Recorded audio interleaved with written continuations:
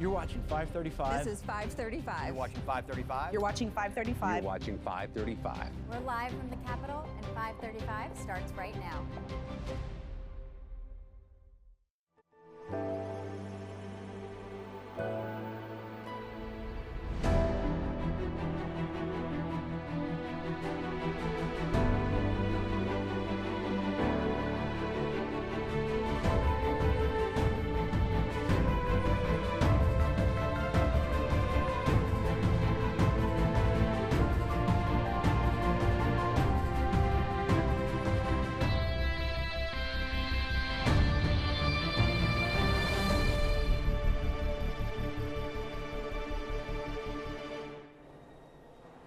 Hey, good morning.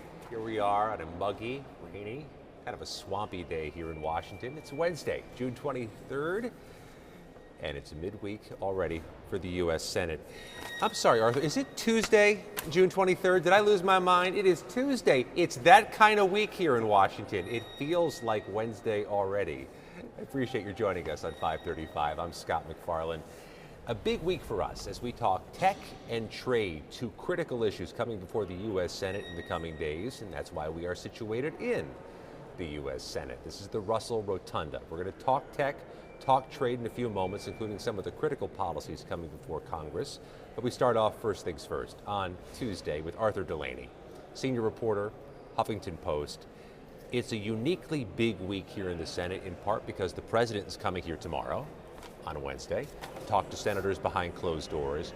But there are also some critical bills coming through the Senate this week, and one of which is the Kids Online Safety Act. You've done a lot of reporting on that, and you've measured the differences that stand between this thing being a bill and this thing becoming a law.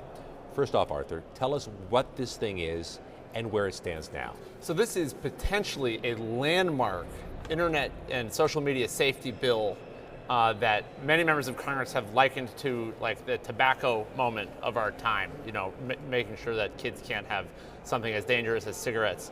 And it's been languishing. The Senate passed a bipartisan version of this 2 years ago by an overwhelming majority, and the House just did nothing. Now, all of a sudden, there's a huge bipartisan breakthrough with a senior House Democrat getting on board with a new version of this law. In the Senate, it was called the Kids Online Safety Act. The House version is more the Kids Act, but it contains most of the provisions of that Senate bill, minus one that was actually the most important to the bipartisan duo of senators that created this bill in the first place. So even though we've had this huge bipartisan breakthrough in the House, and the House could pass it, and the Senate has previously passed it, we don't know if they're going to agree on doing the same bill, which is what you need ultimately for legislation to become a law. Let's unpack that and break that down. First off, there's one component you say that is missing from one bill that's in the other. What is it, and why is it important? For the senators who negotiated this, that's Richard Blumenthal, Democrat of Connecticut, and Marsha Blackburn, Republican of Tennessee. It was called the duty of care. Mm-hmm.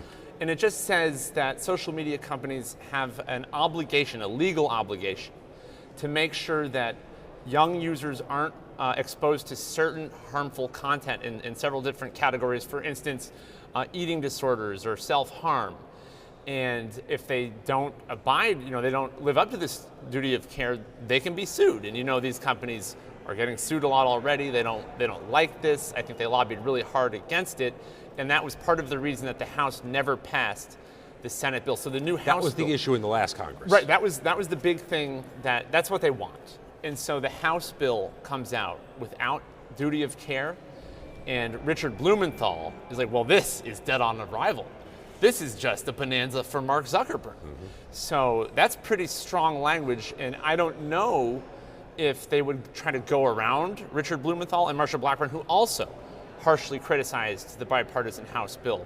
So there's a standoff now, basically, between the House and Senate. It looks like the House could pass this, but the Senate would hesitate to do the same. Maybe they would both pass their own bills and go to a conference committee, which is very old school and something that they almost never do anymore. It is old school. It's also the way things are supposed to work. So Right. it would be a fascinating negotiation. Let's set the scene here. Senator Blumenthal is welcoming nearly 50 survivors' families, those who were harmed or died by suicide because of social media impact.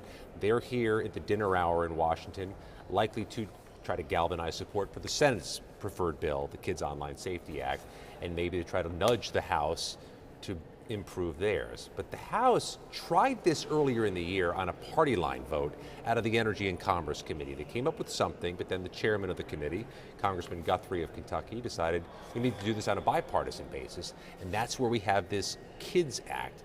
Democrats seem pleased with where this is going in the House? I mean, there's lots of stuff in this bill. Duty of care, I think, is the most important thing for a lot of the advocates, a lot of the grieving moms and dads who've been walking the halls of Congress for years, telling the stories about their kids who died for something that they blamed on social media. But there's other stuff. There's age verification, for example, in the House bill. You can't have minors on your website if you don't know how old they are. You need to have certain settings to make it safer for them. Age verification. And that's very controversial. That was actually left out of the original Senate bill. But there's also stuff that everyone seems to agree on, such as just basic safety settings for social media, allowing the disabling of the infinite scroll. You look at Instagram, you can just keep looking at new stuff. Stop it from doing that so people don't become addicted to it, because that's basically how it works. It's addictive. Putting warnings on AI chatbots that just say, this is an AI chatbot. This is not a person talking to you. So there's lots of stuff like that that is less controversial. And that's one reason you could imagine something passing, though, again, the question would be, do the original sponsors of this legislation want to lose their leverage and give away this less controversial stuff without having the thing they want most attached to it? We spoke on 535 with Aaron Houchin, the Energy and Commerce Committee member, a Republican, who was touting this effort and this bill, and explains that a lot of families, hers included, have some personal equity in this. Take a listen to what she tells us. Jury back in March that found Meta and YouTube that were negligent in a social media addiction case. Yeah, and it's not a question, right? We know that it is harmful. It's been proven to be harmful. It's been proven to be addictive. So those studies are out there. But my story, when my daughter was 13, she got access to Instagram without our knowledge or consent, hacked around our parental controls. When we discovered the issue, I contacted the platform and said I'd like to delete her account. They said she's 13, she's legally able to have it. If she wants to delete the account, she can. So I'm on a mission to change that to at least 16. We think that 16 is the minimum because kids ages 9 to 13 for girls and 11 to 14 for boys, that is the most at risk they are for eating disorders, for peer pressure, for depression, for anxiety. This is a really, really important issue. On this issue of kids' online safety, the kind of thing that resonates with voters and constituents back home. They understand the stakes, they understand the breadth of this. Do you get a sense that the senators are going to try to muscle this through, or are they going to experience what they did last Congress where it ended up being a deadlock that they didn't try to break through?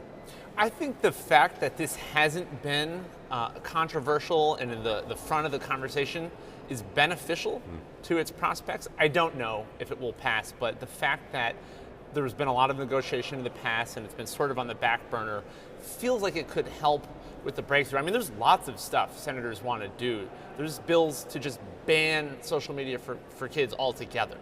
And so there's a strong appetite to do something. And so there's a mandate to do something, right? I mean, their constituents want something. I mean, it wasn't that hard for them to move the tobacco age to 21 fairly recently, and a lot of senators say this stuff is as harmful or more harmful than cigarettes. Well, do something then. And there's so much consensus that, like with TikTok, in that case there is the case that China would use this against us. They banned that, and they said this is just the beginning. We want to ban all kinds of stuff that social media companies do, and they haven't.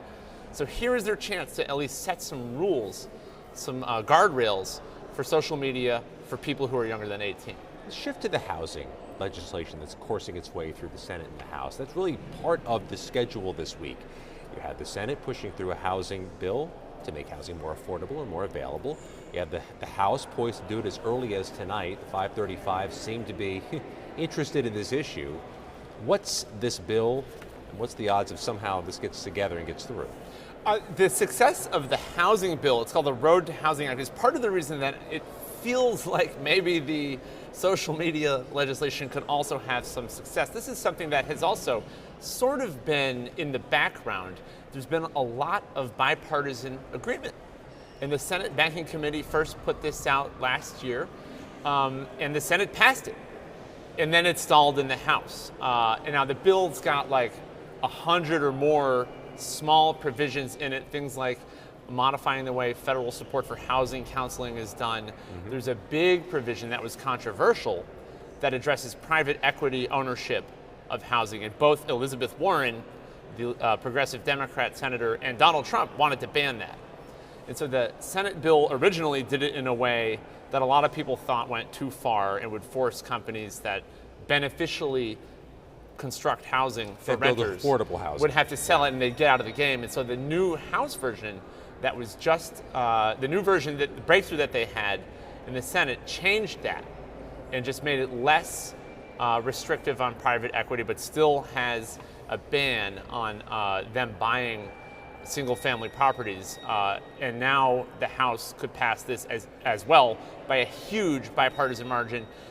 I don't know if it would make housing cheaper at all this year, but it at least gives everyone something to talk about, especially Republicans who've been getting killed on affordability for the past 18 months. Well, it seems completely far-fetched it would have a retail impact on prices before November, but they can campaign on it and say that they did it and are moving towards something. That's right, and its many provisions are small bore, but the theory of the bill, the overarching idea, is completely legit. We know that one reason, a main reason housing is so unaffordable is that there's just not enough of it. There's more people who want the houses than there are houses available. So if you do things to increase supply, like for example, this bill has provisions that would encourage states and local governments to loosen up their housing regulations so that there could be more building, that'll help. Eventually there would be more housing, at least theoretically, as a result of this and a lot of other provisions of the bill, which is broadly supported by low-income housing groups, in addition to all the Republicans and Democrats who are gung-ho about it this week. The House could vote on that as early as 6:30 Eastern time. That would be a suspension vote, which means you'd have to have 2/3 supporting it, but you've just described a scenario where they may have an overwhelming majority. Right, you only do a suspension vote when you know this sucker's gonna pass. In and theory. You wanna save time enacting a rule, passing a resolution that sets up the vote. Let's just pass this, everyone likes it, and that does seem like the likely outcome when you have Elizabeth Warren on one hand and Donald Trump on the other. It does bring people together. Well, speaking of Trump, he's here at the Senate in about 24 hours. He meets at the Republican Steering Committee's closed-door meeting. That's organized by Senator Rick Scott of Florida. What do you think is a priority in that meeting for the senators versus the president? Well, this meeting is going to be a showdown. I mean, how much of a showdown will depend on Republican senators. And we've seen Republican senators who are upset with the president talk a big game and then do nothing. They have to tell him no on things, and they have to figure out if they can tell him no on things. Right, so they've been telling him no on a bunch of stuff all year, and he has been fighting back, but it's been very passive-aggressive. It has played out in, for example, the ballroom. He said, I need $1 billion for the ballroom. This was to help get it built because the court has said, you need authorization. Senators tried to do it. Parliamentarians said, you can't. And then he did his anti-weaponization fund, and that blew everything up. They said, basically, we can't help you if you're going to keep making life difficult for us. So the ballroom fell out. And then he nominates, or says he's going to appoint Bill Pulte as the Director of National Intelligence, knowing that the Senate has to reauthorize a spy law that he would oversee, and that they'd hate him. With no Republican support for Pulte. Totally blew up the spy law reauthorization, and they're furious and questioning the president's timing, and many of them like to say, well, he's getting bad advice, but there are others who seem to realize he's doing things that are a bit provocative, perhaps intentionally, because he's tired of the parliamentarian, he's tired of them not doing the ballroom, he's tired of the blue slip rule that allows the committee to slow down his judicial appointments. And so some senators said they're going to say to his face that he can't have what he wants. can't have everything he wants when they meet with him tomorrow. I'll be staking out that meeting when they come out, and I'll say, did you say what you said you were going to say? Yeah. And I'm sure we'll get a good accounting of any drama that occurs in that lunch. It's a heavy lift to tell a president face-to-face no, but they seem unified in that they can't pass the Save America Act, Trump's preferred way of overhauling federal election rules, and they don't want to get rid of the filibuster. Those are two things he wants that it's been John Thune's duty to say no to.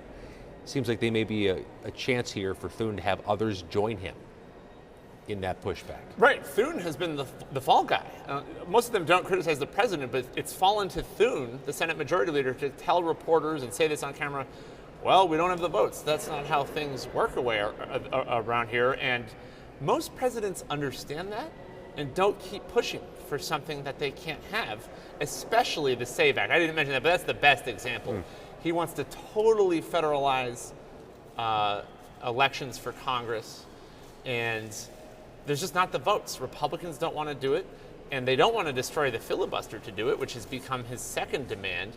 And so his demands keep piling up, and Thune just keeps saying no, and Trump has clearly lost patience with the majority leader. And so yes, maybe Thune will get some backup from some of his colleagues in this meeting. We'll see. Who do we think Trump's closest surrogates are in that room? Championing Save America Act, championing filibuster reform. Would it be Senator Scott who issued the invitation? Yeah, so this is good drama. Scott of Florida issued the invitation without telling Thune, reportedly. Gave him a heads up after, so that's awkward. Scott wants to be majority leader.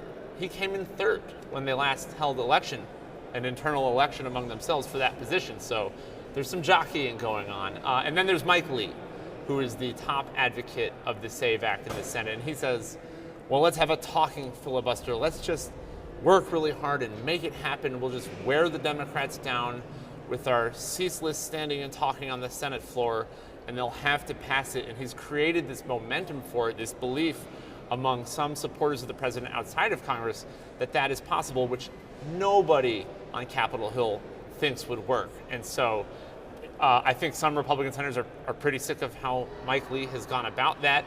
We'll see if they have words in the meeting. I mean, we won't see it. We'll hear about it afterwards. But this is a really high-stakes, closed-door showdown that will nevertheless have major implications for the legislative agenda and the future of the Republican Party in Congress. And typically these closed-door meetings do leak. Like the Gilligan's Island ship, things just tend to go ashore from the meetings. Right. So, I mean, reporters will be getting texts from in the meeting. I think that's more of a House custom that the texts come because, there's 200 guys. But we all stand outside the meeting room. If they clap, you can hear it. When they come out, they're confronted by a phalanx of us. They'll be surrounded in a scrum. And most senators won't dish, but some will. Some will perhaps dish in a more private situation, but we'll find out a lot about what happens, what is said in that room tomorrow. Arthur Delaney, senior reporter for Huffington Post. Covered a lot of ground, didn't we? Arthur, thank you very much. Still ahead at 5:35, Senator Chris Van Hollen is pushing legislation to tackle a different type of affordability issue, the issue of utility, energy, electric costs amid the surge of data centers. That's still to come. First this. You're watching 535. We'll be right back. A simple blood test can detect Alzheimer's years before symptoms appear. Congress can connect Americans to early, accurate dementia diagnosis by supporting the bipartisan Alzheimer's Screening and Prevention Act, allowing Medicare to cover blood-based Alzheimer's screening. Congress has acted to cover mammograms and other life-saving screenings. Now it can redefine Alzheimer's care, unlocking early detection and access to FDA-approved treatments when they work best. Congress, it's up to you. Paid for by the Alzheimer's Association. I work hard. My dad worked hard. That's where I got it from. What I take home is my future and my kids' future. And if I can invest in companies, they're going to reflect my principles, what I believe in. So why would those companies hire outside people to tell them to embrace principles I don't believe in? Congress must protect the financial future of Americans from the foreign-owned duopoly that answers to no one. Hi, Hi, I'm Elizabeth Rome. I've played many roles on TV and film, but today I want to speak to you as myself about a cause that's very dear to my heart. The Cancer Prevention and Treatment Fund provides free help to those who have cancer and those who wish to prevent it. They've also worked tirelessly on banning cancer-causing chemicals in our homes and neighborhoods. I want to thank them as a mom for protecting our families. Please donate today at the Cancer Prevention and Treatment Fund at stopcancerfund.com. America leads the world in medicine development. It matters. We get new medicines first, nearly 3 years faster.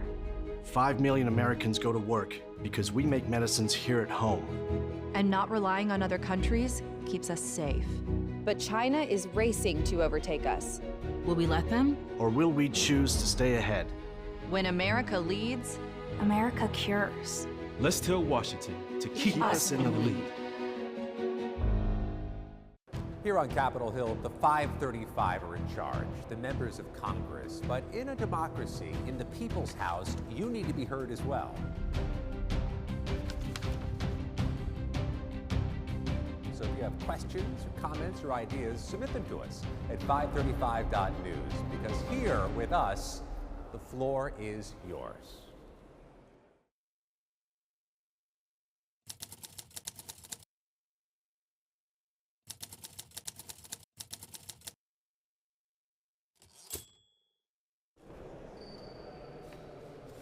And we're back on 535. Welcome back to the Russell Rotunda, our home for the day, as the Senate talks about tech and trade, and we focus on tech and trade. And the building is starting to fill up as Senate votes approach early in the afternoon, and those who are trying to advocate or visit with the Senate are arriving here too.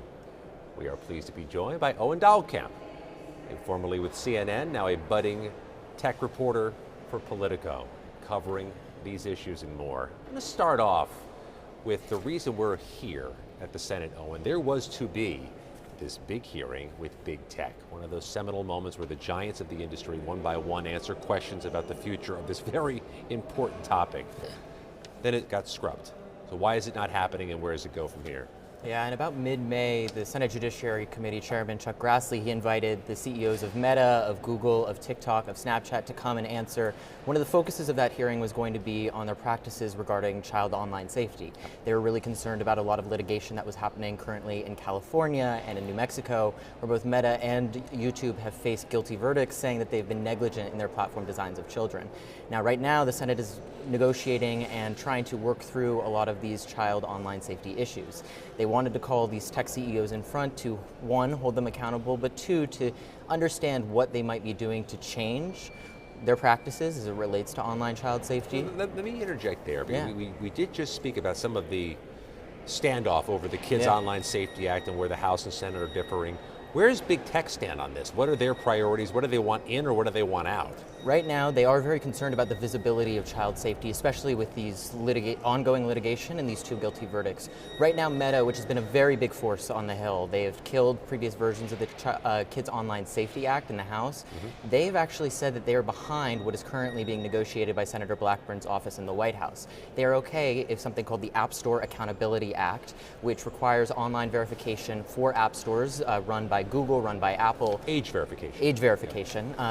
To be able to verify the ages before they download any of these apps to ensure that parents are able to have some control over what is downloaded. They're okay if that is paired with what's limited state AI preemption. So some AI preemption of some of these state laws. They said if those two things are in the package, they're going to get behind it and they're going to support it. Of course, Meta has changed their position in the past, but currently that's where they stand.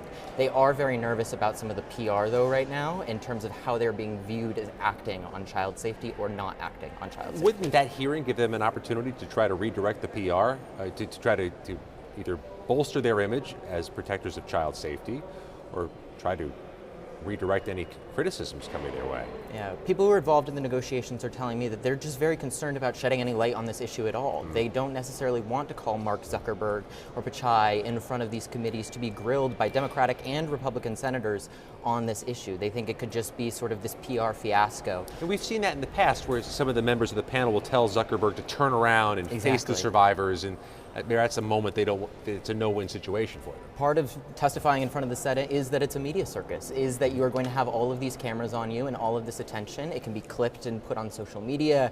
And with kind of the current environment around big tech, both on the left and the right, there is some concern about shedding any more negative light on the tech industry writ large, and this could be a way to do that. Of course, we don't know what the senators were going to ask. We don't know what questions they were going to ask. There are negotiations currently underway, according to my sources, to reschedule this hearing for a later date. It's unclear at this point who's going to attend, whether they're going to attend, what topics are going to be under consideration. But if I were a betting man, I'd say it would definitely be a lot of this child safety litigation and a lot of the practices that these social media companies are or are not doing to protect these children online. Speaking with Owen Dahlkamp, tech reporter for Politico, you mentioned among the series of issues the preemption of state AI laws in a federal bill. There's a constituency here in Congress among the 535 that wants to have the ability to override state AI laws they don't like, either that are too stringent or too lenient. What's that all about? So right now the AI companies are facing a difficult regulatory landscape. They are being faced with what they call a patchwork of state AI laws, where California will have one law, but maybe Texas will have another, Illinois will have another, and New York will have another.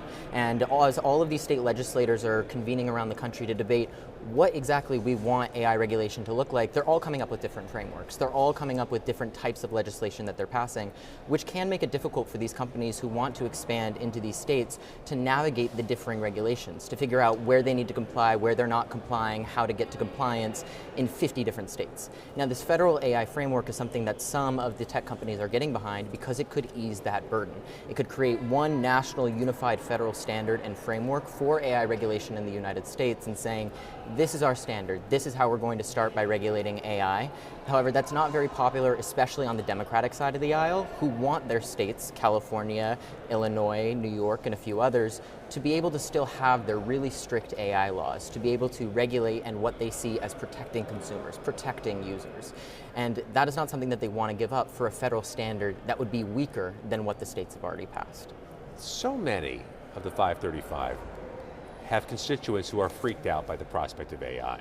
Kids are scared it's going to cannibalize the job market, cannibalize the economy, that it's going to overreach, it could be dangerous.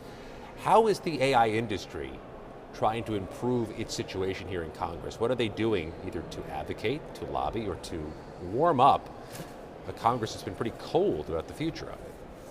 Right now, Congress is grappling with what AI is. You have some legislators who don't use AI, who don't understand exactly how it works, and especially among the younger demographics. There was a poll that I wrote about recently that was specifically about what age groups are most concerned about the future of AI, and it's particularly young people. And you're seeing a lot of these young legislators in the House who are coming up with certain frameworks. You're looking at Greg Casar, you're looking at Alexandria Ocasio-Cortez, you're looking at Sarah Jacobs, you're looking at these different members who are trying to put forward some proposals to regulate AI, although it's unsure kind of what those prospects are. Now, in terms of kind of what the AI companies are doing, they have an army of lobbyists here right now. They have hundreds and hundreds of lobbyists that they've hired to try and shape what AI regulation looks like on the federal level, and trying to understand, okay, how can we convince this constituency, these lawmakers, that AI will be a positive for them, but also a positive for their constituents. Right now, the things that are really freaking a lot of constituents out, according to public polling, is the use of energy and water and data centers, is the potential for their jobs to be automated away by AI, and just the general uncertainty of the era of big tech. I think a lot of AI companies are carrying some of this baggage that the social media companies have brought with them. They promised this techno-utopian future where everyone was going to be connected. Has been very difficult to achieve, mostly because of unforeseen circumstances.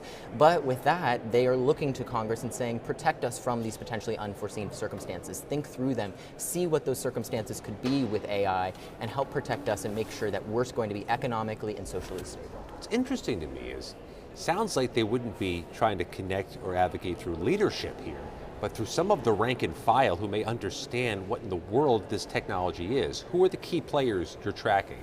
I think when you look at Lori Trahan from Massachusetts and Jay Obernolte in the House, they are two people who have put forward this AI framework that isn't a final framework, but something in which to be negotiated. Now they're facing a lot of pressure from these AI companies, both positive and negative, to shape this AI framework in a way that is beneficial for their particular company.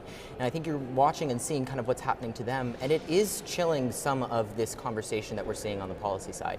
People are concerned, lawmakers are concerned that these super PACs backed by AI companies, AI executives, can come in and spend millions of dollars in their House race, which could really sway the results of their upcoming election. And you're seeing this happen today in New York and with Alex Borres. There's been $26 million that has been poured into this primary from both kind of pro-safety AI groups and a little bit more, less regulation, a little bit more free innovation AI groups in that realm. And they are battling it out with $26 million in a single House race. So when you're looking at that, I think people are very concerned. So when I'm looking at the House side, I'm definitely seeing Lori Trahan and Jay Obernolte as kind of two key players. I think, like I said, Greg Casar, Sarah Jacobs, they're also trying to get in on this. Scott Peters as well is thinking a lot about how energy is kind of impacting the AI regulation framework. These data centers need a lot of energy in order to function. On the Senate side, I think you're really looking at Senator Josh Hawley. He's sort of taken to this populist message that says we need to protect our constituents from AI. We need to make sure that it benefits them. I think Marsha Blackburn is doing a lot of work in this space as well, obviously. I think you're looking a little bit at Senator Blumenthal as he's thinking through kind of how the child online safety bills that he's really been a champion of may fit into this broader AI framework, but I think he's a little bit less out there in terms of, his public statements, what he's advocating for, and exactly where he wants to put his political power behind. Owen Dahlkamp is tech reporter for Politico. Let me pull the curtain back for a moment. Owen was misdirected to the Cannon Rotunda. With moments to spare, he had to come over to the Russell Rotunda across the hill. That is like going through rush hour traffic in like 5 minutes and getting home in time. Nobody was injured in the process, right? No, I had to say excuse me to a few people, but they all moved. Right. Thank you if you were one of them. Owen Dahlkamp with Politico. Thank you for joining us. Again, we're focused on tech and trade as the U.S. Senate becomes increasingly focused this week in the 535 all, looking at tech and trade. Senator Chris Van Hollen is just minutes away. Stay with us. You're watching 535, and we'll be right back. I enlisted as a medic to be there to help my patients, and after an injury, I found myself as a patient. I experienced post-traumatic seizures. Depression is a big one that comes along with it, PTSD. So I pursued my PhD in neuroscience and regenerative medicine. The coalition has helped fund my academic pursuits. They genuinely care about helping the vet in whatever way that they can. Through supporting the coalition, you're supporting some of the veterans that have the biggest needs. Visit saluteheroes.org to learn more. There are moments that shape an organization's future. A policy shift, a crisis or investigation, a market shock. When that moment hits, the clock starts. Markets move in minutes. Regulators, employees, and customers respond instantly. Narrative helps leaders respond with pace, engage stakeholders with precision, and position brands with perspective. So when challenges emerge, you can navigate complexity and lead with clarity before the narrative is defined for you. Hi, I'm Elizabeth Rome. I've played many roles on TV and film, but today I want to speak to you as myself about a cause that's very dear to my heart. The Cancer Prevention and Treatment Fund provides free help to those who have cancer and those who wish to prevent it. They've also worked tirelessly on banning cancer-causing chemicals in our homes and neighborhoods. I want to thank them as a mom for protecting our families. Please donate today at the Cancer Prevention and Treatment Fund at stopcancerfund.com. He is what your show is called, The Decider. It's Washington's hottest new show, and it has the Beltway buzzing. Americans, they know BS when they see BS. Pulitzer Prize-winning journalist Brody Mullins. Is this era ending and is a new era beginning? And veteran strategist Lisa Camuso-Miller. Have you ever had to tell a client no? Talk to the biggest and most influential players. We wanted $1 million. He said done. Rewriting the rules of influence. Business is going to be on the ballot. Congress needs to do their job. They become lapdogs rather than watchdogs. The people who never talk. That's such a good question. Talk to them. It was kind of fun, actually. It's Washington's only show by and for insiders. Welcome to the Deciders. Watch weekly right here on 535. You're watching 535. This is 535. You're watching 535. You're watching 535. You're watching 535. We're live from the Capitol, and 535 starts right now.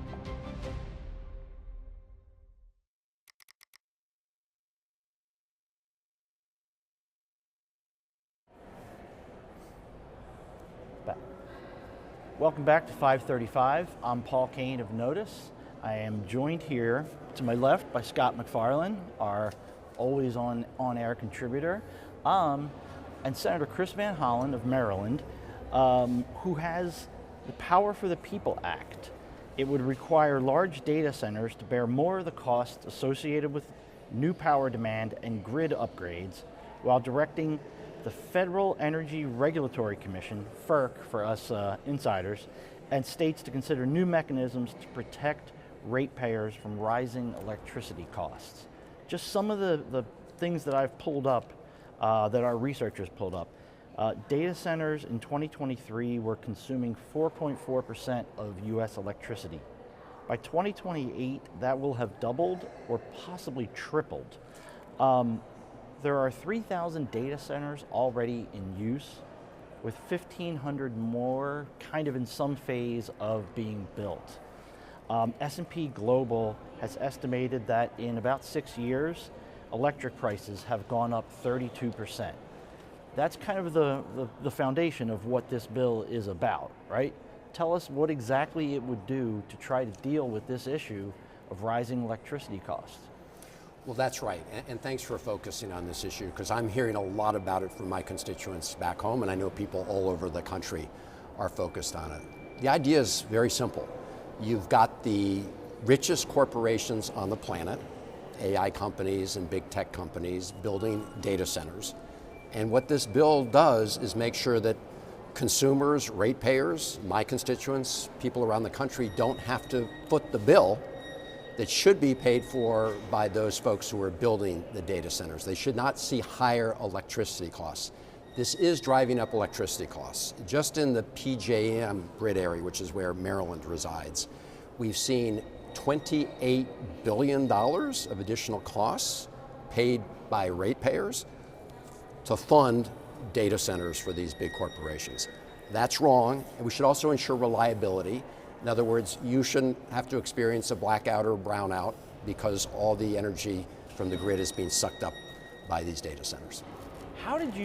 When did you really first realize that this was an issue that was going to move beyond local town councils and your local development planners to something that is pretty much front and center, a top 5 issue depending on how you word it in polling for federal government?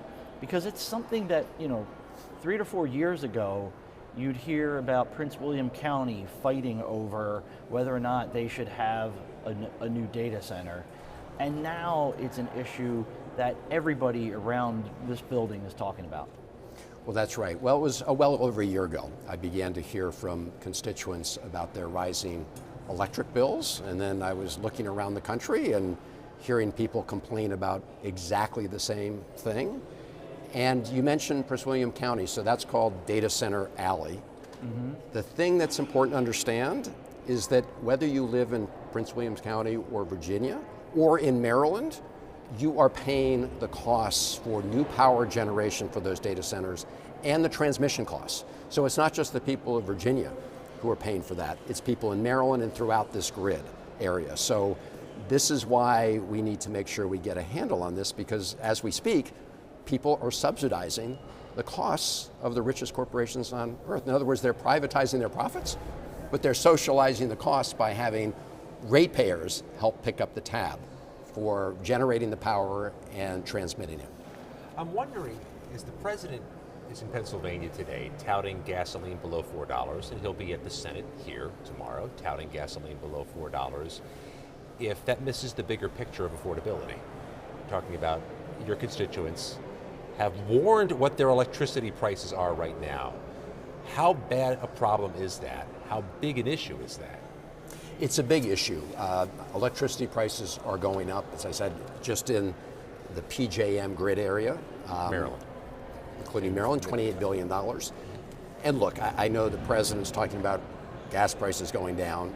Just to remind people, the reason gas prices went over $4 a gallon was because of his illegal, reckless war against Iran that has driven them up and driven up other prices, right? Fertilizer prices feeding into food prices.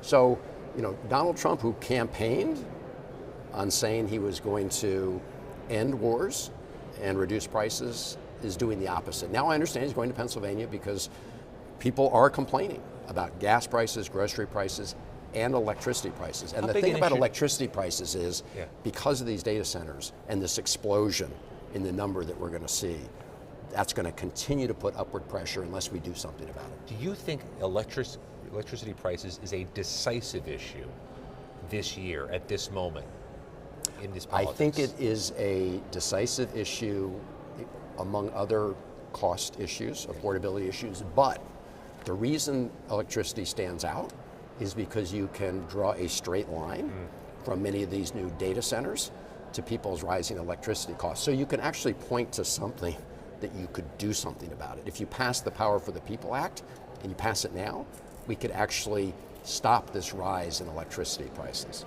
Now, the reason that we need the data centers, or at least the way the big tech companies say we need them, is for the power to generate AI. And that has become sort of just the buzzword of everything from Wall Street to Main Street in terms of the future of jobs. Are you worried about how this proposal, or proposals like it, might stifle our ability to try to get ahead of China in terms of AI? I mean, I've heard some of your colleagues say that, where they feel the political pressure back home. By the way, from the far right to the middle to the far left, this isn't even a horseshoe. This is an issue that hits everybody. There's a lot of fear of data centers and AI. But how do you do this to make sure that there is still technological growth in this critical area? Well, Paul, what this bill says is they can build these data centers. They just have to fully pay for the costs, that consumers shouldn't have to pay for the costs. There are all sorts of other issues regarding data centers and their local siting, water, pressure on local water sources, and other issues that local jurisdictions will have to decide. But because of the way we generate and distribute electricity, not one state can't really control it. You really do need this federal approach. You mentioned FERC. And so only by passing this legislation can we do that. Now, there are big questions, obviously, on AI. I mean, there's the military issue. There's also the issue of worker displacement. I'm very focused on that. We're working on some legislation, some ideas to how to get ahead of that. But this bill, what this bill does is simply says, if you, the biggest and richest corporations on the planet, build a data center, you pay for it, and your data center can't reduce the reliability of electricity for other consumers. Where are you in terms of talking to Republicans on this, either directly about this legislation, Power for the People Act, or other bills that they are floating about this? Because we're just saying a lot of AI bills, a lot of data center bills out there. So we've had some preliminary discussions with some Republican offices, and I think there's certainly an interest in the idea. I mean, after all, President Trump had the AI company folks at the White House to sign a pledge, right? A pledge that they wouldn't pass on these costs. Words are cheap. Legislation is what you need to make it binding and put teeth into it. So I think a lot of my Republican colleagues will say the right things. There's this bill in the House that's a bipartisan bill, but it's much more narrow and limited compared to the comprehensive and enforceable approach we take in this bill. So look, this is a case where people say one thing on the campaign trail. We want to make them whole to it by supporting this legislation. From where does the pushback come on this? Where is the resistance? Is the industry powerful here? Does the industry have surrogates in the Senate or House? I mean, you have a tech corridor in Maryland. Is that where the resistance comes from? The resistance, here's the good news is there's not been like one source of resistance. I mean, if you listen to the sort of tech moguls, they will say publicly that they don't want consumers to have to foot the bill. But then they do send lobbyists to sort of state public service commissions that are trying to move forward in this area. and throws sand in the gears in many cases. So it is the case of them saying one thing for PR, but doing another when you're actually looking at the machinery. In our bill, we also make sure that these data centers prioritize clean energy, and we also require you have essentially a prevailing wage. Is the clean requirement, energy which is issue- why we have support from many in the labor community who are getting good paying jobs building data centers. The clean energy component, is that potentially a poison pill for Republicans who are following a president who dunks on clean energy regularly? Well, so the key here is that we prioritize clean energy. We don't prohibit data centers from being built with, not 100% clean energy. So they're not disqualified, but we think that we should create a preference because otherwise all of us end up paying higher costs in other forms, right? Through pollution that creates all sorts of damage. I have another bill called the Polluter Pays Climate Fund bill because it's another example where polluters are essentially socializing the costs but privatizing all the gains. So I would hope that that preference for clean energy does not scare people away because frankly, as you know, we need more energy. When the president tries to shut down wind, offshore wind in Maryland, he is driving up prices for Marylanders too because he's reducing the overall supply of energy. And it's just crazy that he's using taxpayer dollars to pay companies to not generate electricity that will help lower prices. The data centers are really driving up demand for electricity. And that obviously raises costs, which is why we want to make sure that they have to pay the bill for those costs. Is there a way that we could just build out more capacity that could meet the overall demand and not have prices skyrocket? Is there a trade-off there that you could work on with Republicans? So that is key. We do need to build more capacity in our grid, and there's legislation that's been kicking around here for a while to help do that, and I support that goal. I mean, there are different versions of it, but we definitely need to improve our grids around the country, our transmission grids around the country. What this bill says is build it, but you pay for it. In other words, we shouldn't have to pay for an AI company to build, a center. We incentivize, in fact, exactly what you're talking about, Paul, which is we incentivize what we call bring your own power, right? Instead of just taking the existing grid and trying to increase demand for that existing supply, we are incentivizing these companies to bring their own power and pay for it. Is this an issue that can open some doors for Democrats into rural areas where you've really struggled for a while? Because the overwhelming majority of these data centers are, I believe, out in rural, ex-urban areas. We were talking about Prince William County out in Virginia. If you drive out through Loudoun and Fauquier County, that's all part of that area. And the jobs that are there, that come around, unions like it, but those jobs don't stick around because then it's just basically an empty data center, right? Yeah. I mean, you're right. The operating costs of a data center are pretty low in terms of manpower, people power. So, look, there are the issues around local sightings, and those do generate a lot of local, sort of input because of the draw on water and land.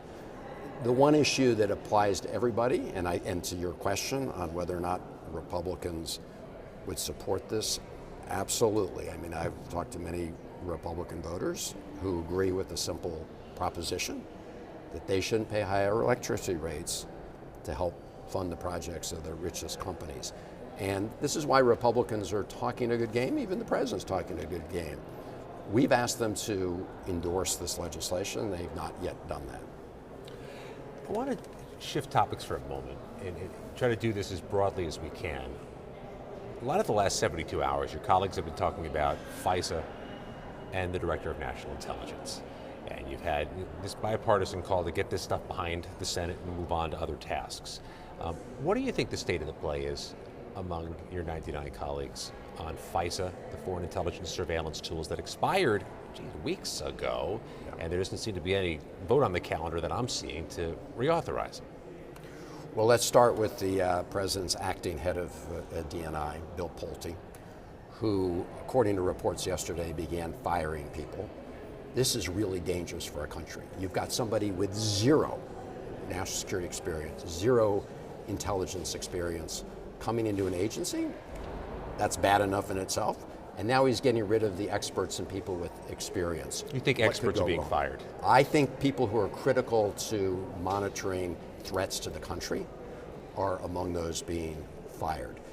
So where there's been agreement from among Republicans and Democrats is that we should move this other nominee, right, Jay Clayton, forward, and they were, as you know, going to have a hearing on his nomination, and it only fell apart because Trump told Jay Clayton not to show up for the hearing. And so until that is resolved, nobody is going to trust passing any version of FISA, so long as Bill Pulte, whose claim to fame is being President Trump's hitman in this administration, is going to have access to the most sensitive secrets the country has. So I'm among those who believes FISA needs to be reformed. I think we need to deal with the Fourth Amendment issues, but I think there's broad agreement that we should get on with the nomination of Clayton. I don't think he meets the requirements of the statute, frankly, but I do think we should move that nomination forward and have a vote.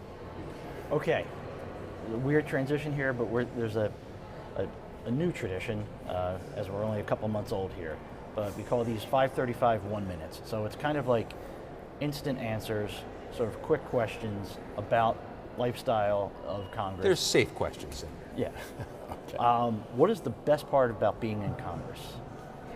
The best part about being in Congress is to be able to come work under the Capitol Dome every day and be in the middle of our democracy. Best food in Maryland. Sorry, it would be harder than I promised it was going to be. Okay. Look, I mean, usually I go to the Great Crab Cakes, but I'm going to recommend a little dive of a restaurant. It's Thai food in Wheaton, Maryland, Ruan Thai.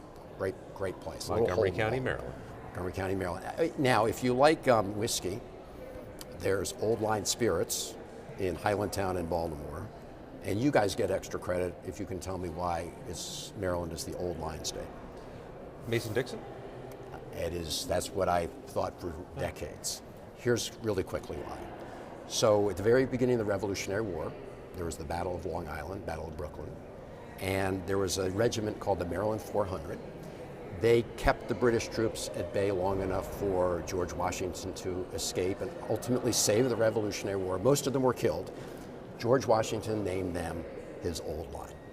That's why we're the Old Line state.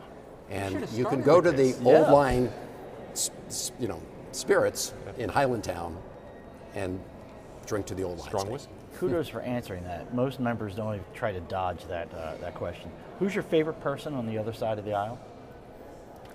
I don't want to put anybody on Trump's hit list, and that would make them vulnerable for doing Republican. that. Any former Republican you miss working with? Actually, the sad part is a lot of the people I used to work with are gone. I did a lot of legislation with Pat Toomey. I worked on some, who he and I disagreed on lots of things. Neighboring state. Roy Blunt I did work with, Portman. I mean, there's Jeff Flake. Teamed up with Jeff Flake on some Cuba issues. I mean, a lot of these guys this is one of the problems in the Republican Party, obviously. The people who wanted to work together, a lot of them are gone. I am pleased to co-chair the soccer caucus, now that we have the World Cup with the great senator from Indiana. So former soccer player. Next time he comes, he's bringing Old Line whiskey with us for All right. us. I'm down with that. Okay. You bring the crab cakes. That's right. That works. Thank you for being on. Thank you. We'll be right back with more tech and trade news. Leanne Caldwell will be back with Senator Catherine Cortez Masto. Thank you. You're watching 535, and we'll be right back. In a Afghanistan. The IED actually penetrated the vehicle between my legs, but it was a miracle that we all survived in the vehicle. When I began the process to separate from the military, it was during COVID. And with the issues back home, we just knew we got to come back home and take care of the family. So we had to go stay at our mom's house. And there was already 3 people living there and 5 of us, or 8 people. How many bedroom? Like a 2-bedroom. Like a 2-bedroom house. We were desperate. So then when we transitioned to Texas, it was very much so like, what are we gonna do now? When I came home, I needed a new roof due to a storm, and I was about to lose homeowners insurance as well. I applied for Operation Homefront Critical Financial Assistance Program. They've really been a blessing. I'm in the Permanent Homes for Veterans program. They built a house for me, and it's amazing. We got the call, this is your house, and the kids and I took off just to go sit in the driveway and cry. It's life-changing. It took us from a hopeless situation, and now we're homeowners. We have a savings account. The best way to describe Operation Homefront is that it's like a family because they're always there for you. I would say you guys are angels behind closed doors. Operation Homefront has impacted my family in a way that's probably going to be passed down through my family's history. It's definitely going to be a story that's going to be told for generations. America leads the world in medicine development. It matters. We get new medicines first, nearly 3 years faster. 5 million Americans go to work because we make medicines here at home. And not relying on other countries keeps us safe. But China is racing to overtake us. Will we let them? Or will we choose to stay ahead? When America leads, America cures. Let's tell Washington to keep us in the lead. Who is the hardest lawmaker to track down to get in front of? My Democratic colleagues will say Alexandria Ocasio-Cortez, not because she is so in demand, which I think she is, but because she doesn't take meetings with lobbyists. What about for the beer industry?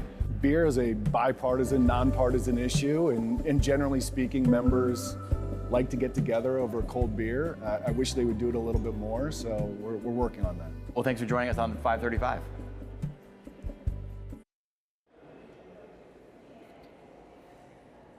Welcome back to 535. I'm Leanne Caldwell with Puck News, and now I am joined by my home state senator, Senator Catherine Cortez Masto of Nevada. Senator, thanks so much for joining. I'm glad I could join you. Thanks for the invite. I'm excited. Yeah, we're not usually on the Senate side, I know. You don't have to walk all the way to the House side to come to us. Thank you for that.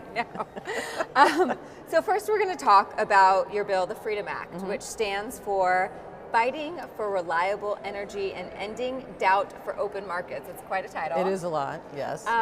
But it's essentially streamlining the permitting process for energy development, correct? That's correct. Okay, so we know that permitting reform has been an issue for several years that members up here have been talking about that has not yet gotten done. So first tell me, what specifically does your bill do? Yeah, so the most important thing to know about it is tech neutral, and that's the intent here, is that we realize, and Senator Cotton's my partner in this. This is bipartisan, because there's a lot of bipartisan support for streamlining permitting reform.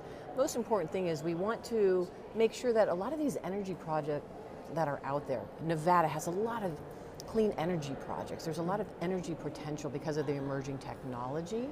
And we want to make sure we can get these projects done. Why? Because it lowers energy costs for families, makes us energy independent, right? But at the same time, it is actually good for jobs and growing our economy. And it positions the United States at the forefront of this emerging technology and utilizing it. Now, why it's important for me, and you'll appreciate this coming from Nevada, is most of the land in the West, including Nevada, is owned by the federal government.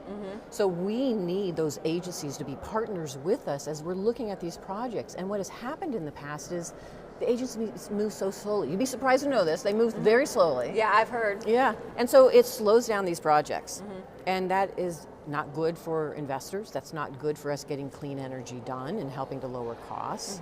And part of it is to make sure that the federal government, these agencies are our partners with us. So they have to give a schedule ahead of time. Once a project starts moving, the agencies are now required to give a schedule based on timelines and deadlines. And if there is a review or a federal review, like the Endangered Species Act or NEPA, that has to take place, they have to do it in a timely way. And that brings that accountability at the federal level, so that the agencies have to be a part of solving this problem and not be a barrier to getting some of these projects done. And so for Senator Cotton and I, that was important to get done. So let's back up a few years, back to the Biden administration. There was, you know, and I'm forgetting if it's in the Inflation Reduction Act or a Big Beautiful Bill, or I'm sorry, the Build Back Better bill, same acronym. Inflation Reduction Act it was. There was some sort of NEPA reform, some sort of energy project reform. Did it just not go far enough? There was some of it. So yes, so that was important for me. So I think a lot of us in a bipartisan way, when we did some of this legislation, it was to prioritize clean energy projects, right? And quite honestly, not to choose favorites. Got it. It should be an all of the above energy approach based on your region or where you're from. In Nevada, solar works really well because we've got sun all the time, right? We've got geothermal. We've got many opportunities there that maybe Maine or some other state does not have. So it should be all of the above approach. That was the intent through that legislation, is to incentivize a lot of these clean energy projects. Got it. But we still had to do permitting reform because that was slowing the projects from getting done. Yeah. So what do you think, what is different from this bill from the broader permitting reform conversations that have been going on now for a couple of years up here on the Hill? Yeah, it's a piece of the broader conversation about permitting reform. This piece of it is bringing our federal partners in and say, you've got to be part of this solution. You can't be barriers to this. And if you are, and this legislation actually requires the federal government and those agencies to actually really comply with those timelines, because if they don't, what's the repercussions? Then that's right, judicial review. Then the projects get to do judicial review and hold these agencies accountable for not getting this done. Yeah. That's a little different than what we've seen in the broader permitting reform, but there's more to it. I think, Leanne, the intent here is to show that beyond the four that are talking about permitting reform right now, which is our leaders in the committees, that there's more of us that are on committee that want to be a part of this conversation. Okay, that's interesting. Are you not part of the conversation now? So right now it's the ranking and the chairs of the committees who are having these conversations. And I think there's many of us that are saying, listen, we were part of the conversation in the past, and we want to be part of this conversation. There's quite a few of us who believe in streamlining these permitting reform. So this is part of that conversation to say we're staking our claim. Is that how you got connected to Senator Cotton? No, we're both on committee together. So we're both on energy and natural resources. And so, but is that how you two came together? To we started talking about it. And what we can do to be a part of what we saw needed to be done as part of this conversation. Because I think this is an essential piece. And I'm going to go back again to what you know so well coming from the West. The Western states have to deal with the federal agencies more so than any other state to really get these projects done. And I wanted to make sure that we are holding them accountable. But at the same time, we still want the NEPA review, we still want the reviews. We're not eroding the environmental protection reviews. We're just making sure the agencies are actually complying with timelines and being responsive to us in the West. On the environmental protection, there's always that tension, right, of course, between development and conservation. Partnering with Senator Cotton, he is much more on the development side over the conservation side. How did you two figure out kind of the sweet spot there, and have you gotten a lot of pushback from some of the environmental groups who are very concerned about what a faster process might do to some of the environmental impacts? Well, I think that was that was the best part about coming together, because he knows my perspective. I'm not going to erode any of the environmental reviews. I'm still going to protect Endangered Species Act, all of the federal laws. Could some of them be streamlined without abdicating any of the protections that we need in place? Absolutely. But I'm not going to let that happen. And I think he's got his areas where his focus was that he wanted to do. So it was a good meeting of the minds coming together to do this legislation. And Leanne, it just goes to show you that we can get things done. We may have different ideas and perceptions about how to go about it, but we can actually, if we work together, compromise, we can get things done, and this is a perfect example of that.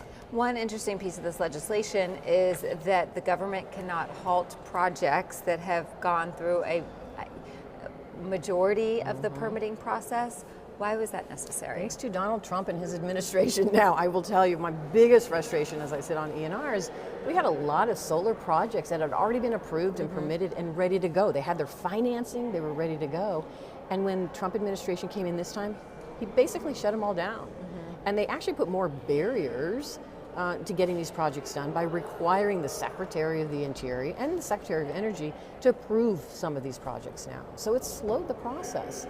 That's ridiculous. I don't want any administration, I don't care whether it's Democratic or Republican, they should not be an additional barrier to getting these projects done. So this legislation holds them accountable. That means they can't come in, a new administration can't come in. If a project has been permitted, a new administration can't come in and say, okay, no more permitting, you don't get to do that anymore. And if they try to do that, they're held accountable through judicial review through the courts. And I think that was important for not just me. Senator Cotton, I think we both felt the same way because we have worked so hard to pass legislation that incentivizes this kind of energy independence, right? The national security piece of it, because we know China dominates in so many areas, including in critical minerals. We have to get up to speed. We have to create the workforce for many things here, and if we're going to do it, we can't be ping-pong between administrations playing politics with it. How long does it usually take for an energy project to come online once it starts going through the permitting process? Yeah, it depends. Again, it depends on where it's located. If it's located in the West, where the federal government, it's usually going to be sited on federal land, it's a much longer process. And depending on the type of energy project and how large it is, it could, oh my gosh, it could take anywhere to 5 years, 2 to 5 years, or even longer, depending on what is happening. I've got a project, one of the first that was permitted was a lithium mining project. We need lithium for this emerging technology. And it took them years just to start that initial process, to move through it under previous administrations to get to where they are now. And we're still pushing in making sure that they are successful in getting done. They're almost really completed with the project and the build out of it and mining and processing some of that lithium, but it took years to get us there.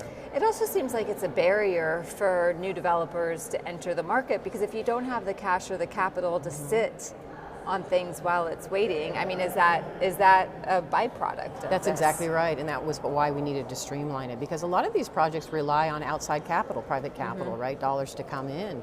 But if you're an investor, and a private investor, and these barriers are put in place, you're going to take your money and put it somewhere else. So then the projects don't pencil out. And we need those types of mining here. We need those types of clean energy project. We need to really be investing in emerging technology in this company. And it goes back to what I've said. It's not just about our energy independence, but it also creates jobs, right? It's good for us in the United States. We're creating jobs. And finally, let me just say this, if we don't bring some of that manufacturing back here, particularly around critical minerals where there is processing and refining that next has to take place, then China's going to continue to dominate, because they already dominate in that space, and we know how they weaponize it against us. And we've got to start being independent. That means energy independence. That means we bring that process back here to the United States. So what sort of impact on jobs could this have if this passes? It's going to be great. So in Nevada, let me just say, I'm very proud of our job creation around emerging technology, including good union paying jobs. A lot of our unions were responsible for the build out of these clean energy projects. It is important for us to have those in the queue, in the pipeline, because it puts food on the table for people. They're good paying jobs. They can afford a roof over their head and pay for their groceries and their family and their kids. And it's been a game changer in Nevada. We are second in the country for geothermal. We lead in solar economy, right, and energy. And a lot of those projects were workers right in Nevada, the workforce of Nevada, making it happen. We were just talking off camera about the economy in Nevada. What is it like right now? Are energy prices for Nevadans or throughout the West Are they high? Are they higher than they have been? So let me say this. When it comes to our energy prices compared to the rest of the country, they're actually a little bit lower because we have invested in clean energy in Nevada. And this is my point. This administration runs around saying clean energy is going to cause high costs. Just the opposite. Yeah. Because we made those investments, we actually are lower than some of the other countries. But we're also a service industry, tourism, trade. And we're seeing a downturn because of the policies of this administration, just in tourism and travel internationally in the United States. Like what policies? Yeah, it's the tariffs. It's the barriers for international travel. It is the high cost of gas. It is the high cost of groceries. It is the high cost of housing. When Americans feel that, and they are rightfully so more concerned about spending in those areas and on healthcare, they have less discretionary income to come to a place like Nevada, right? Or anywhere where there's tourism and travel across the country. So we have seen about a 7.5% downturn in tourism and travel into Nevada. And that is including Canadian travel because of the rhetoric of this administration, because of the tariffs. So it's a combination of things that are happening. And as you well know, the main revenue generator for this state is our tourism and travel industry. Yeah. So it's been a problem. As far as energy is concerned, the advent of data centers. So is that having any sort of impact in Nevada? We know Elon has built, he has a big facility, right, at Northern Nevada. Am I getting that correct? He does. Okay. So his Tesla facility. So, there's a lot of new tech moving into the state, especially in Northern Nevada. That's right. And so the energy component of it, how critical is it that access to energy is necessary? Yeah, this is a conversation we can have for a long time now, but let me just say this. We need the energy for the emerging technology that will bring us that independence and create those jobs, like I've said. But we also have to be smart about how we utilize it.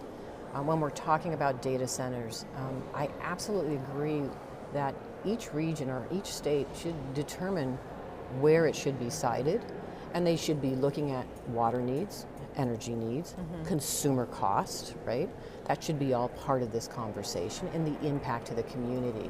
So I do think there is a role for everybody to make a decision, and we're seeing in Nevada, some of our local governments are starting that process. Before we just allow the data centers to come in, there has to be a conversation around who pays for it, how we keep those costs down, how do we address the water needs, where's the location, what does that energy bring to Nevada? Yeah. And I think that's true for the rest of the country. Does your legislation impact the grid at all? Not or address the yes, grid? This legislation doesn't, but I have other legislation that does. Okay. We have a grid that is antiquated. Yeah. It needs to be upgraded. It needs to be modernized, right? It needs to be reliable. I think there should be a really big investment that Congress plays and actually incentivizes across the country in modernizing our grid, and that's legislation that I actually have worked on in the past and will introduce again this Congress. Great. I want to ask you, before we turn to something a little bit more fun, about the Mod Squad. This is something that you have started to kind of push forward the moderate slice of the Democratic Party. Can you talk about why you decided to start the Mod Squad? Yeah, I can tell you, if you look at the country as a whole, predominantly, especially in the swing states like Nevada, most of the voters are moderates. But they're not the most vocal. They're not going to be the ones that are on social media, or they're not going to be the ones speaking out as much, but they show up. And there's more of them than anyone else. And I think it's important that we are representing those interests as well. And the Mod Squad is part of that, is making sure that those voices in states like Nevada that are considered swing states, where you have, if you're a candidate and you want to win statewide, that means you gotta win not only, in my case, the Democrats, but you gotta win the nonpartisans, which are actually more than a third of the voters in Nevada, and you've got to win Republicans. That's how you win, and you've got to appeal to them. That means you've got to show up, talk with them, have conversations about what their challenges are, and then figure out how to find solutions that lift everybody up and support everyone. That is a true moderate candidate coming from a swing state, because you're having to, if you want to get elected, you have to get that support. And that means having conversations and listening about the issues that really matter to people. And I can tell you in the swing states like Nevada, the number one issue is the economy. It is the cost of things, right? And to me, that's where the Mod Squad comes in, because we're supporting our moderate senators who come from those same states. We're talking about the policies that are important for our swing states, because if we are talking about those policies, it's pretty much true that those policies are going to represent the rest of the country. And so it was important for me to show that there's more to the elections, there's more to this kind of democracy than just what everybody sees on Republican and Democratic side and the voices they hear. I think most of the country are moderates, and that's where they're looking for solutions, getting things done, right? Moving forward. How can we still put up a fight on the essential things that we need to? But we still got to get things done. We still have to govern. We still have to find solutions to the challenges that many people are dealing with right now. The moderates are usually not the loudest. I just said that's right. So you don't hear from them. That's right. So, but the left or the base, the extensions of the ends of the party usually are. So how are you all interacting with those parts of the party that are more vocal, are raising tons of money, and are moving candidates to these primaries? Yeah, I don't think we're in opposition. I think there's room for all of us. So let me just explain, in the Democratic Party, there's room for all of us. But I know that if you want to win in a swing state statewide, you have to be more moderate than more liberal or far left. But I also know, coming in from if you're in a truly blue district or blue state, then there's more of an opportunity maybe for a progressive than a moderate to win. So there's enough room for all of us if we're smart about it. But here's what I do know, and this is what I talk to all my Democrats about. If we want to take control of the Senate, the only way the Democrats are going to be able to take control of the Senate is through those swing states. So we need to elect moderates. They're the only ones that can win statewide. It's proven. The data shows that. That's what people are looking for. And to me, that's really part of this conversation. We just have to be smart and strategic and do no harm to one another, and then really focus on the issues that matter to people, which again goes back to what I've just said, the economy and other things that they're dealing with right now. Senator, thank you. Your team, I don't know if you did, but your team agreed to 5:35 1 minutes. Oh no, okay. And so I'm just going to ask you a couple fun questions. Maybe we might only get through one. All right. Okay, because I am also from Clark County, from Las Vegas, I would love to know, what do you think is the best restaurant in your district? Oh, see, you're going to get me in trouble. But I just also need to know for when I go there. I know. Let me just say this. Growing up, as you well know, and I'll be quick about it, it's 1 minute. We used to be the buffet capital of the world. We are no longer. We have the 5-star. Used to be $2.99. That's right. And now we have 5-star restaurants. But if you haven't been to Chinatown, if you haven't been to the Arts District, if you haven't been to parts of like North Las Vegas where there's some of the best Mexican food, I would suggest try those areas. There's just fabulous food now. Roberto's Taco Shop, Lindo Micho Kwan. That's right. There's so many, and you can't go wrong. You can't go. You're going to get me in trouble, because I literally try to visit all of them when I'm home and try out the new ones as well. Yeah, also be free advertising if you named them right. So I'm actually protecting you, not trying to get you in trouble. Thank you. Okay, Senator Catherine Cortez Masto, thank you so much for your time today. Really appreciate it. Thank you. And up next, my friend Brody Mullins will be back with Morgan Reed, president of the App Association, a global trade association representing small business app makers and connected device manufacturers in the digital economy. I'm Leanne Caldwell. We will be right back. You're watching 535, and we'll be right back. You're watching 535. This is 535. You're watching 535. You're watching 535. You're watching 535. We're live from the Capitol, and 535 starts right now.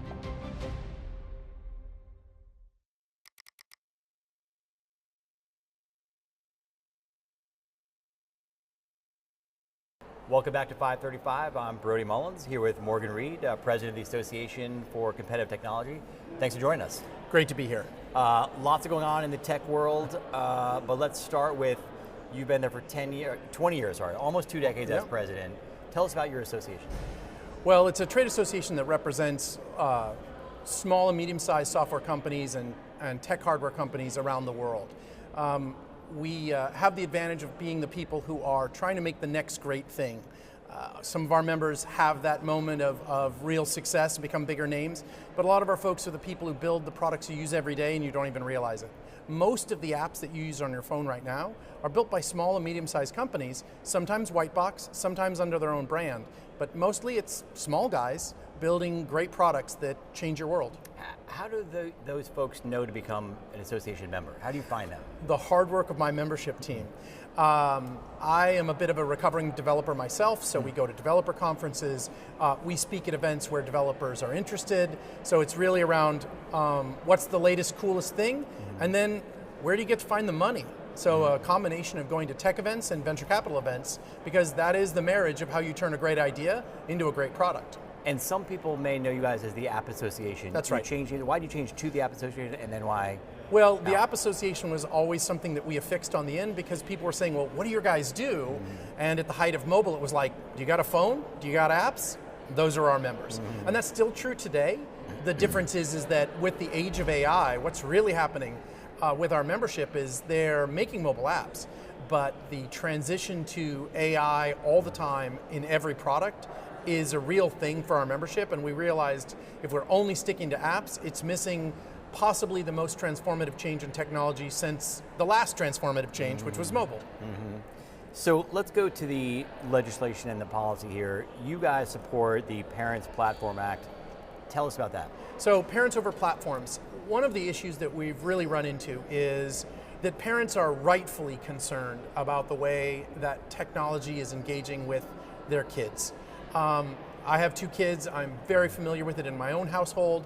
And the problem is that parents are saying, well, who's helping me make the right decision? Who's providing me the information I need to know, do I choose this, do I choose that? And so Congress is kind of coming to this equation, trying to figure out where is the right boundary case to have the big platforms play a role in informing it.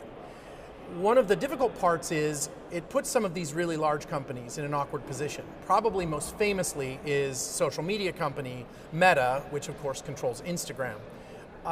Although ostensibly Meta's products are for people over the age of 13, anyone who's had a kid knows that there are literally millions of children under the age of 13 that are on Meta's products. That puts Meta at enormous risk. We estimate the number could be as much as $50 billion in failure to comply with a law called the Children's Online Privacy Protection Act.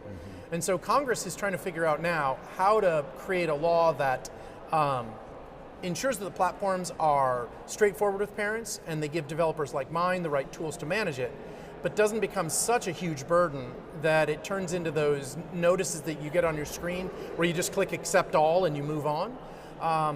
No one wants another accept screen. We're looking for a way for developers who want to work with kids to tell parents, hey, I've got a product, it's appropriate for kids, here's how to use it. But for example, there's a company in Kansas that has an app to help manage grain silos. That app doesn't need a front end to do kids services. So Parents Over Platforms actually gives the developer the power to control.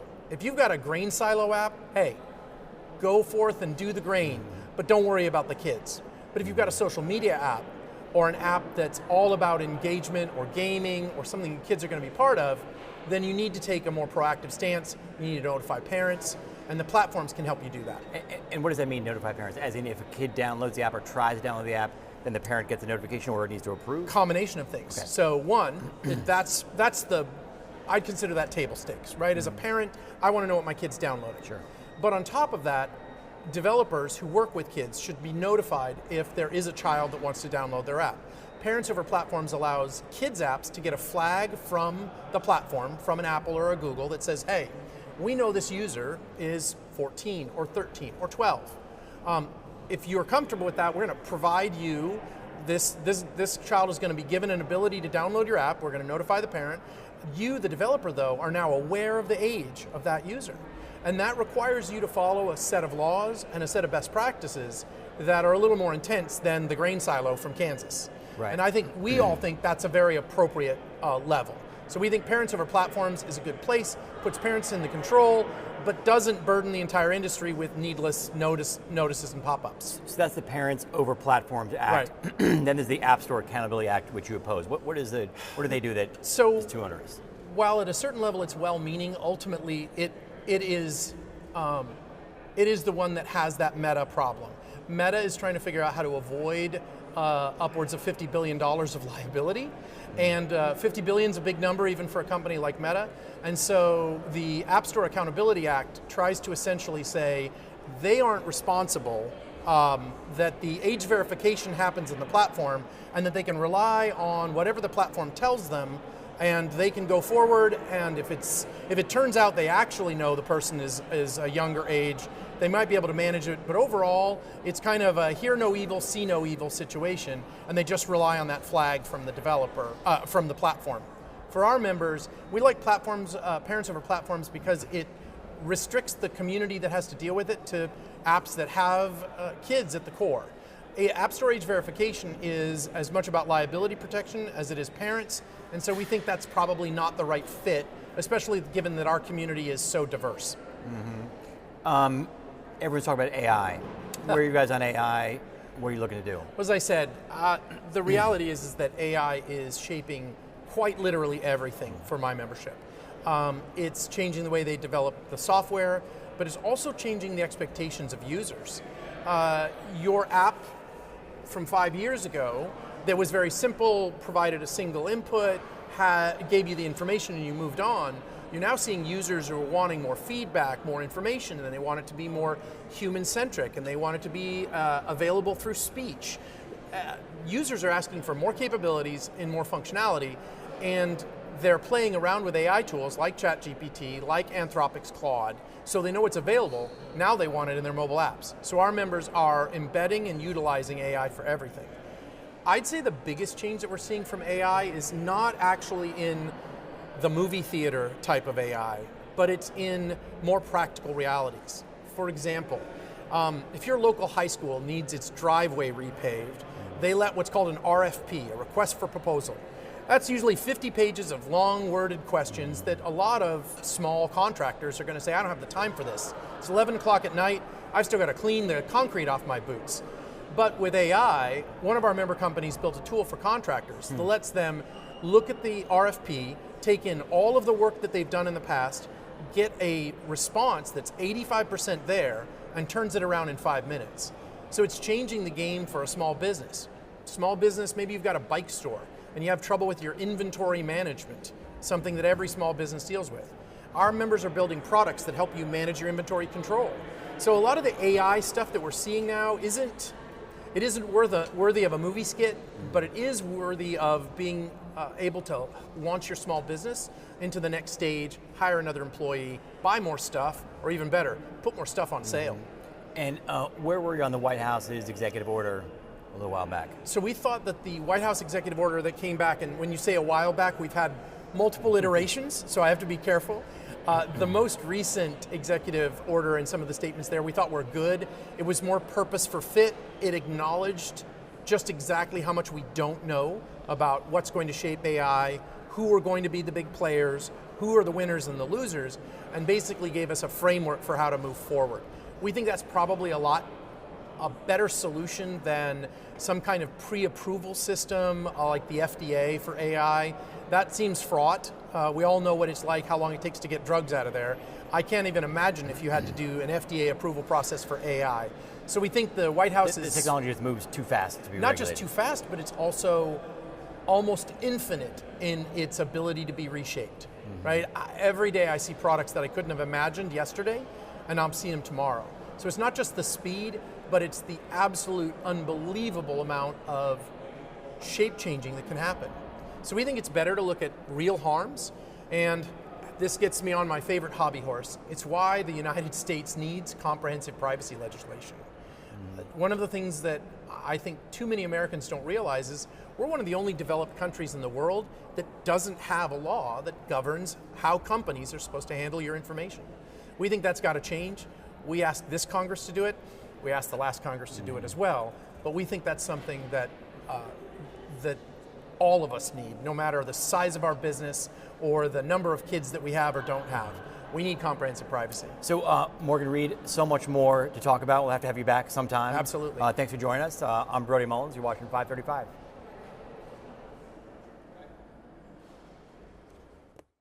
You're watching 535. We'll be right back. We are Lions International, one association of global volunteers, one foundation for humanitarian grants, shaping the future, one act of kindness at a time. We are on a mission to improve health and well-being, to strengthen communities, to serve a world in need. We are Lions International. To learn more, visit lionsclubs.org. Here on Capitol Hill, the 535 are in charge, the members of Congress. But in a democracy, in the people's house, you need to be heard as well. So if you have questions or comments or ideas, submit them to us at 535.news, because here with us, the floor is yours.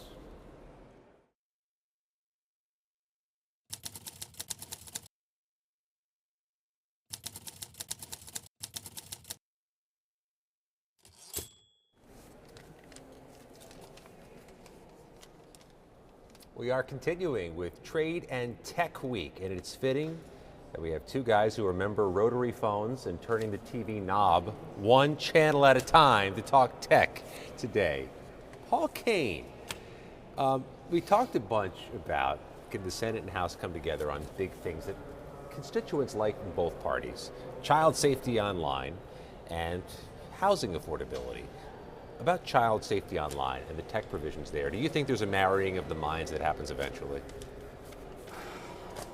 The really frustrating thing about Congress and this place for people who have been around here a long time is there are issues that can't get resolved that are like 80% issues, like 80-20 things. You know, online safety of children from bad actors, sometimes really, really bad actors, is something that everybody wants done, except for the industry seems to always find ways to push back. Tech thinks like that's a little too cumbersome and that's a little too cumbersome, but it doesn't get done. And it is amazing how this issue continues to sort of not get resolved. Gabe Fleischer, author of Wake Up to Politics, a great Substack and sometimes contributor here, has recently wrote about how there isn't nearly as much division on policy issues as people think. He went through and broke down polling on like 5 or 6 of the most important issues of the day and showed that like there's 60-65% of Americans that support most of the things that us instinctively will write divisive political issue. And so, you know, kids' online safety is another one of them. Data centers. You and I were talking with Chris Van Hollen about data centers and reining in the rapid growth of that. There's heartburn across the board on those. Yes, because this is something that rural America does not like, from either the just low hum of these data centers or the surging costs in their utility bills. So, you know, the answer is yes, this should be fairly easy to wrap up and get done. The cynical reality version of the answer is, I don't know. It's still too early to be told, to determine. One of the reasons why we picked up on 535 on trade and tech, because it has this distinctive bipartisan flavor to it, where you have coalitions forming in the policy-making process, in the weeds, with people who would be odd matchmaking pairs in other contexts. Marsha Blackburn and Richard Blumenthal have done the heavy lifting together on kids' online safety. It makes it a fascinating deep dive. And as you watch all this play out, with 133 days now until the election, who are the players you're watching on the policy front as interesting, either contacts or sources of information on the Hill? Which senators and House members are players right now? Well, the reality-based answer is, unfortunately, we're now into that window where it's the four corners. It's the leaders, It becomes the leaders because there's so little time left God forbid the U.S. Senate actually put a bill on the floor, let the public see it, and go a couple of weeks debating issues, having amendment votes. That just doesn't happen anymore, and time is precious. So it's really going to be up to the 4 leaders of the 4 caucuses determining what their bandwidth is and when they're willing to pass it. My instinct says this is a lame duck issue, that you're going to have an election in November, there are going to be consequences, one party's going to win or lose, and Marsha Blackburn, for instance, is almost certainly going to get elected as governor of Tennessee, and this is like her last legacy thing, and she's probably going to have to try and work this so that it can get tucked into a must-pass bill at the end of the year, whether that's the National Defense Policy Bill or one of the big, we don't say omnibus, that scares Mike Johnson, one of those big spending bills. That's what passes, though. It's where you ride for the road. You tack on those little things, then turn it into a Christmas tree. Yeah, and we're going to speak later this week on 535 with, speaking of lame ducks, Senator Thom Tillis. What he wants to get done, what he thinks is possible in his final days in office. There'll be some revelations when we talk to him. And we also talked earlier in the program about housing, the bipartisan housing bills that are going up for a vote as early as tonight in the U.S. House. We have Mike Flood coming up later this week from Nebraska, chairs an important subcommittee on issues of housing. We also are speaking with Angela Alsobrooks later this week, not about this topic, but it's primary day in Maryland. It's primary day in New York. Those are the 2 states that have perhaps the most dynamic and interesting primaries. What's the broader issue you're looking for in those 2 states? So there's a real basic sort of ideological divide in a lot of the Democratic primaries that's simplified by, the progressive left wing versus the sort of moderate mainstream, liberal mainstream wings, and there are a lot of these primaries have that type of battle. Out in Maryland, and it stretches from PG County all the way down toward the western shore. St. Mary's, Charles County. St. Mary's and Charles counties. There's a fight to win the nomination for Steny Hoyer's seat. Hoyer's retiring after so many years here, 45 and change. And that is the classic battle in which Hoyer and Governor Westmore and some of the Maryland establishment got behind a state legislator who had previously worked for Steny Hoyer. Harry Dunn, somebody you know well, former Capitol Police officer, was here on January 6th, did heroic work. He's sort of the running in the more progressive lane and has lots of money from the online world, but the crypto APAC-ish world has poured $11 million, I believe is the most recent number. It's millions. Onto the Steny Hoyer side of this fight. And so there are several races like that happening tonight. And we're seeing that in New York as well, right? Yes. There's a lot of that happening. And it will tell us about the Democratic Party and voters, but I think it will also give us a sense of the impact and power that those 2 industries, it's weird to call APAC an industry, but when it comes to politics, they are. You'll get a sense of their power and what they're able to do in terms of their muscle here in the Capitol. They start losing some races, they're going to really start having less clout up here. That we're in the heart of primary season shows you we're also in the home stretch of this session of this Congress. 535 is here through the week with these last-minute bills they're trying to get passed before they all expire in their terms and before this Congress turns over. Paul Kane and Leanne Caldwell, I'm Scott McFarland. See you back here tomorrow.